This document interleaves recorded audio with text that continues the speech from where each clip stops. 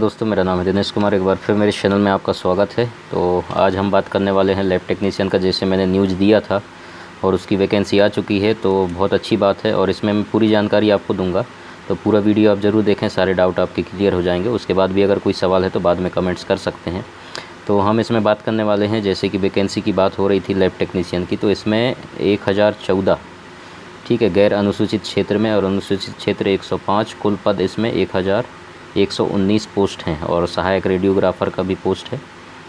तो बहुत ही अच्छा अपॉर्चुनिटी है। मैं आप लोगों से सबसे रिक्वेस्ट करूंगा, चाहे आप किसी भी स्टेट के हों, कैसे भी हों, आपको क्वालिफ़िकेशन ध्यान देना पड़ेगा और सभी अप्लाई कर सकते हैं। लेकिन कुछ ऐसे कंडीशंस हैं जिसको आपको फुलफ़िल करना पड़ेगा। तो वो कंडीशन आप जैसे ही कंप्लीट करते हैं तो आप इसके लिए जो है योग्य हैं और आप अप्लाई कर सकते हैं। और सबसे बड़ी बात ये है कि आपको इसमें एग्ज़ाम देने नहीं पड़ेंगे। किस तरीके से सिलेक्शन होगा वो सारी बात हम करने वाले हैं आगे। तो पूरा वीडियो आप ज़रूर देखें, कैसे कैसे क्या क्या चीज़ें हैं। तो इसमें ऑनलाइन एप्लीकेशन फॉर्म जो है उसका पूरा दिशा निर्देश इसमें दिया हुआ है और ये आप ध्यान से पढ़ लें। वीडियो को रोक करके भी आप पढ़ सकते हैं, बहुत ज़रूरी चीज़ें हैं ये। और मैं बार बार बोलता हूँ कि फॉर्म भरते समय इस बात का आप विशेष ध्यान रखें, कोई भी गलती ना हो, क्योंकि इसमें दोबारा आप सुधार नहीं कर सकते। सबमिट किया और फॉर्म आपका चला गया, कोई भी आप मिस्टेक करेंगे सारी जानकारी, तो उसमें जो है आपको दिक्कत हो जाएगी बाद में। और अगर आपका सिलेक्शन भी हुआ रहेगा तो भी नहीं होगा। तो इसलिए मैं बार बार यही बात आपसे बोलता हूँ कि कोई भी एप्लीकेशन फॉर्म भरते हैं या किसी भी चीज़ का ऑनलाइन जब आप फॉर्म भरते हैं उसको 2 बार 3 बार ज़रूर चेक करें। सारे स्पेलिंग और जो कुछ भी आप फिल करते हैं वो सब आप एक बार ज़रूर चेक करें, उसके बाद ही लास्ट सबमिट करें। तो ये सारी चीज़ें इसमें दिए हुए हैं। ईमेल आईडी आपको बनाना पड़ेगा। सबसे पहले ईमेल आईडी आपके पास होना चाहिए, कंपलसरी है। और ये वेबसाइट दिया है, यहाँ जाकर के आपको रिक्वायरमेंट पर क्लिक करके और अप्लाई ऑनलाइन करना है। वहाँ आपको लॉगिन आईडी और पासवर्ड बन जाएगा। वो बना करके आप यहाँ पर लॉगिन करके जो है ई मित्र की सहायता से आप ये एप्लीकेशन फॉर्म भर सकते हैं। इसकी सारे फीस वगैरह की कंडीशन यहाँ पर दिए गए हैं और त्रुटियाँ सुधारने का आवेदन को पुनः प्रीव्यू दिखाकर यह सुनिश्चित करेगा कि आवेदन पत्र में भरी गई समस्त जानकारियाँ जो हैं सही है या नहीं है, और सही है तभी आपको सबमिट पर क्लिक करना है। वही चीज़ जो मैंने आपको बता दिया, ठीक है। और उसके बाद जो है यहाँ सारी जानकारी दिया गया है, हेल्पलाइन नंबर भी दिए गए हैं, सारी सुविधाएं हैं आपके लिए। तो इन बातों का विशेष ध्यान रखें। यहाँ आप पूछताछ भी कर सकते हैं, अच्छी चीज़ है ये, ठीक है। तो ये सारी जानकारी, इनको ध्यान से पढ़ना ज़रूर। मैं पूरा नहीं पढ़ूंगा क्योंकि टाइम बहुत हो जाएगा, 20 मिनट 30 मिनट का वीडियो बन जाएगा। तो जल्दी जल्दी हम केवल इंपॉर्टेंट बात कर लेते हैं। और ये फ़ीस वगैरह तो आपको पता ही है यार, किस तरीके से आपको भरना है। ऑनलाइन पेमेंट आप कर सकते हैं नेट बैंकिंग से और कार्ड से, ये सारी चीज़ें। और ई मित्र हेल्पलाइन की यहाँ पर नंबर भी दिया गया है, आप संपर्क कर सकते हैं, जानकारी भी आप ले सकते हैं, ठीक है। और नोट वगैरह दिए हैं और ये सारी चीज़ें आप ज़रूर पढ़ें और इनको पढ़ना ज़रूरी है। आप पढ़ेंगे तभी आपको समझ में आएगा। आप जल्दबाजी करेंगे आपको नुकसान होगा, इसलिए सारी चीज़ों को पढ़ना है। पढ़ने के लिए है ये आप लोगों के लिए, जो भी आप फॉर्म भर रहे हैं तो आप इनको ज़रूर पढ़ें। पूरे नोटिफिकेशन इसलिए दिया जाता है ताकि एक एक पॉइंट आप ध्यान से पढ़ें और समझें। कोई चीज़ समझ में नहीं आती है तो पूछें, ठीक। तो हेल्पलाइन नंबर भी दिया है, आप पूछ सकते हैं। परीक्षा शुल्क की अगर बात करें तो यहाँ पर डिटेल में परीक्षा शुल्क आपको जो है दिया गया है, सारे जानकारी, ठीक है। राजस्थान के नॉन क्रीमी लेयर श्रेणी को जो है 350, उसके बाद 250 रुपये। समस्त विशेष योजना के अंतर्गत जो आते हैं राजस्थान अनुसूचित जाति अनुसूचित जनजाति को, ठीक। तो ये इस तरीके से जो परीक्षा शुल्क यहाँ पर रखा गया है। उसके बाद यहाँ पर डिटेल हम देख लेंगे। रिक्त पदों का वर्गवार जो है आरक्षण निम्न प्रकार से दिया गया है। तो ये सारे आरक्षण आप देख लें। और जो आप अगर बाहर से हैं, राजस्थान से नहीं हैं, तो आपके लिए तो कोई फैसिलिटी, आप जनरल में ही जाएंगे तो जनरल की पोस्ट ज़्यादा भी है, तो आप अप्लाई करें। और किस तरीके से वहाँ पर जो है आपका सिलेक्शन होगा वो नीचे हम बात करेंगे और भी डिटेल में। और ये श्रेणी आप देख सकते हैं और कहाँ कहाँ कितने कितने पोस्ट हैं, कौन सी श्रेणी को कितना पोस्ट दिया गया है, तो वो आप डिटेल में ज़रूर देख लें, इनको अच्छे से समझ लें और आप अपने हिसाब से आप कौन सी श्रेणी में इसमें आते हैं वो आप देख सकते हैं। और उसके बाद ये सारे कोड वर्ड्स क्या क्या चीज़ें हैं ये आपको दिखाई दे जाएगा। और दिव्यांगजन के लिए भी अलग अलग श्रेणी हैं, उनकी भी पोस्ट हैं, तो वो लोग भी आप देख लें अगर कोई हैं इनमें से तो। और रेडियोग्राफर के लिए भी सेम चीज़ें हैं वही, और इनको आप ध्यान से पढ़ें, नोट ज़रूर पढ़ें आप इनको। जितनी भी सारी जानकारी इसमें दिया गया है वो आपके काम की चीज़ें होते हैं। विशेष सूचना नोट्स वगैरह अगर दिया गया है तो उनको आप पढ़ें, तभी आपको डिटेल में समझ में आएगा। वीडियो को रोकें और आराम से पढ़ें इनको, ठीक। तो आप पढ़ेंगे तो आपको समझ में आ जाएगा स्पष्ट तरीके से क्या क्या चीज़ें कंडीशन से अप्लाई हो रहे हैं, नहीं हो रहे हैं। अब हम नीचे जो है डायरेक्ट आते हैं और डिटेल में मैं धीरे धीरे लेकर के जा रहा हूँ ताकि इनको आप वीडियो को रोक करके और बाद में इनको पढ़ सकें और आपको डिटेल में समझ में आ सके। मुझे मालूम है आप जो है बहुत सारे मनों में कई सारे सवाल होंगे, तो उनको जो है मैं जवाब ज़रूर दूंगा। आप कमेंट्स कर देना, जितना हो सकता है कोशिश करूंगा मैं जवाब देने का, अगर कोई डाउट है आपका तो। और ये सारी जानकारियाँ हैं जिसको आप पढ़ लें ज़रूर। वेतनमान की अगर यहाँ पर बात करें तो लैब टेक्नीशियन एवं सहायक रेडियोग्राफर पद का 7वें वेतन आयोग के अनुसार वेतन मिलेगा। बहुत अच्छी बात है, और इससे आपकी वेतन भी जो है, जो भी गवर्नमेंट ग्रेड पे होता है तो 2800 ग्रेड पे के हिसाब से आपको पेमेंट मिलेगा। तो आप गवर्नमेंट का यहाँ पर L8 निर्धारित किया गया है, तो वो आप जो है गवर्नमेंट के वेबसाइट पे जाकर के आप ये देख सकते हैं आपका वेतनमान कितना बन सकता है, क्या है। तो वो बात की बात है, जब आप जो है पहले आप ये कंडीशंस देख लीजिए। और सैलरी वगैरह तो बहुत खासी अच्छी गवर्नमेंट ये वैकेंसी है, तो अच्छी सैलरी मिलेगी, उसकी टेंशन आप ना लें। सरकारी नौकरी है तो वो बड़ी बात है, ठीक। तो इसको आपको फोकस करना है। पात्रता एवं शैक्षणिक योग्यता की हम बात कर लेते हैं। तो इसमें लैब टेक्नीशियन के लिए सीनियर सेकेंडरी साइंस चाहिए, बायोलॉजी हो या मैथ्स हो, दोनों चलेगा, लेकिन साइंस सब्जेक्ट चाहिए। अब कई लोग जो है सवाल पूछते हैं आर्ट्स से चलेगा, कॉमर्स से चलेगा, DMLT BMLT कर सकते हैं।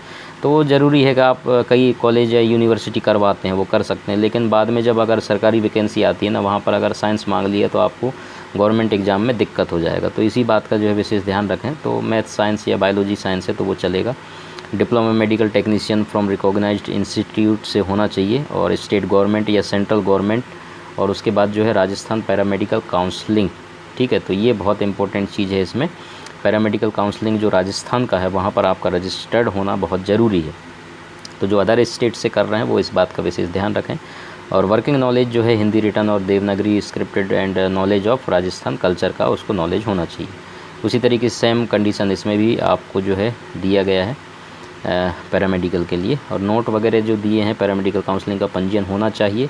अंतिम तिथि, ठीक है, आवेदन की अंतिम तिथि राजस्थान पैरामेडिकल काउंसलिंग में पंजीयन होना चाहिए, किंतु रेट याचिका के अनुसार जो है ये फलाना चीज़ें दिया गया है, ये डिटेल आप पढ़ लें, अंतिम तिथि क्या क्या चीज़ें हैं। और अन्य योग्यताएं जो है स्वास्थ्य में लैब टेक्नीशियन का सहायक रेडियोग्राफर पद के लिए उम्मीदवार अच्छे मानसिक और शारीरिक स्वास्थ्य का होना चाहिए। ये सारी चीज़ें जो इसमें दिया गया है। चरित्र कैसा होना चाहिए, वो भी राष्ट्रीयता भारत का नागरिक हो, या नेपाल का प्रजाजन हो, या फिर भूटान का हो प्रजाजन, या फिर ऐसी तिब्बती शरणार्थी जो इतने पहले भारत में स्थायी रूप से बसने के विचार से आया हो। तो ये सारी कंडीशंस हैं, और ये शर्तें जो है आप अगर अप्लाई हो रहा है आपके ऊपर तो आप अप्लाई कर सकते हैं। आयु वगैरह की बात करें तो 18 वर्ष और उसके बाद 40, ठीक। तो ये यहाँ तक है, और कुछ छूट भी दिया गया है, वो कंडीशंस आप पढ़ लें। अगर जिसकी उम्र ज़्यादा है, जिनको ज़रूरत है, तो वो भी आप डिटेल में पढ़ सकते हैं। तो ये कुछ है डिटेल जानकारी इसमें। और पेंशन्स वगैरह का और विवाह पंजीयन अगर जिसका हो चुका है तो वो भी आप करवा लें। आवेदन शुल्क जमा कराने और ऑनलाइन आवेदन भरने की अवधि यहाँ पर दिया गया है। तो यहाँ पर जो है 15 दिवस के अंतर्गत जो है आपको करना है। तो उसके लिए जो है आपको डेट यहाँ पर देख लीजिए, 18/6/2020 से 2/7/2020 को रात्रि 11:59 बजे तक जो है आप जमा करा सकते हैं। तो ये डेट का आप विशेष ध्यान रखें।